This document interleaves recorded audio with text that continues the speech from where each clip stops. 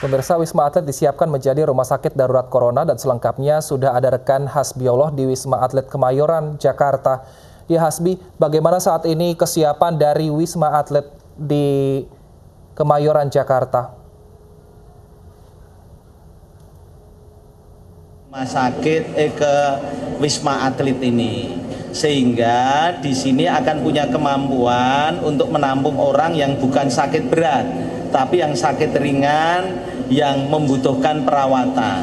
Kan kita bagi menjadi sakit berat atau severe, kemudian sakit yang ringan. Kalau dia tidak bisa mengisolasi, mengkarantina diri, bisa dilakukan di rumah sakit atau di Wisma Atlet ini. Kami menyiapkan untuk ribuan kamar untuk bisa dilakukan melewati mereka masa-masa sakit ringan itu dengan baik.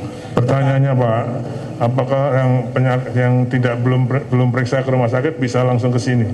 Ya, kalau langsung ke sini itu harus ada supaya dia terpantau dia sakit apa tidak, kan tetap harus ada pemeriksaannya. Bukan sekedar rapid test, tetapi tetap swab. Karena itu rumah sakitlah yang harus memantaunya. Kalau tidak, penularannya makin di mana-mana, jadi epicentrum baru. Jadi lebih baik rumah sakit yang akan mendorong ke sini sehingga sudah terseleksi mana yang bisa dirawat di sini. Karena di sini kan bagaimanapun bangun ICU di sini kan hampir tidak mungkin, terlalu besar. Sedangkan karena itu rumah sakit akan memisahkan mana yang bisa dirawat di Wisma Atlet ini, akan kita rawat di Wisma Atlet.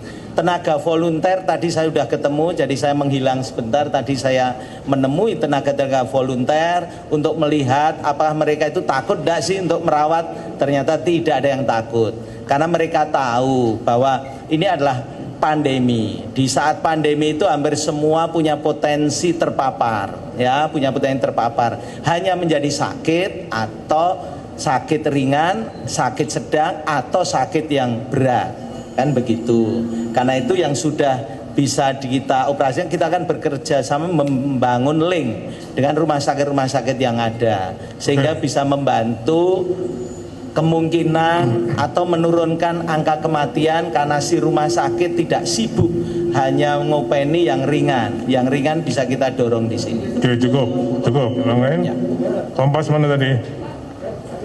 Ya, Kompas. Mana? Ya. Ayo. Coba.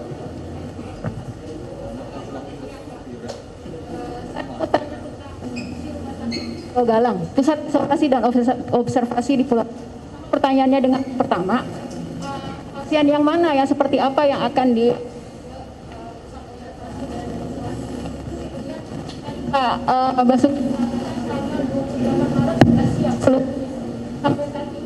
apa progresnya Pak? Terima kasih. Oke, kalau yang untuk saya urusannya di fisik bangunan, sampai sekarang kan di sana merehabilitasi rumah sakit Vietnam dulu untuk para pendukung, kemudian membangun ruangan observasi sebanyak 400 tempat tidur yang nantinya mungkin mudah-mudahan nggak perlu ditambah, tapi kalau perlu sampai 1000. Okay. Kemudian pendukungnya air, listrik, ya, semua air listrik sudah 100%. Kemudian yang fisik lainnya 80%-an. Jadi mudah-mudahan sudah siap nanti 28 Maret ini untuk dioperasikan. Kecuali peralatan. Ini kami tadi sudah dengan Pak Erik, apakah BUMN bisa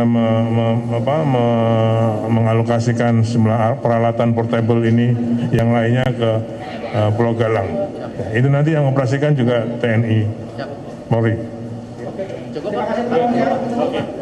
Ada satu lagi. Oke, satu lagi coba. Selamat siang Pak, saya Jasmine dari TV One. Mau menanyakan konfirmasi tentang berita adanya petugas medis yang meninggal dunia, itu konfirmasinya seperti apa Pak? Dan selain itu persediaan APD untuk bagi para petugas medis sekarang sudah seperti apa? Terima kasih.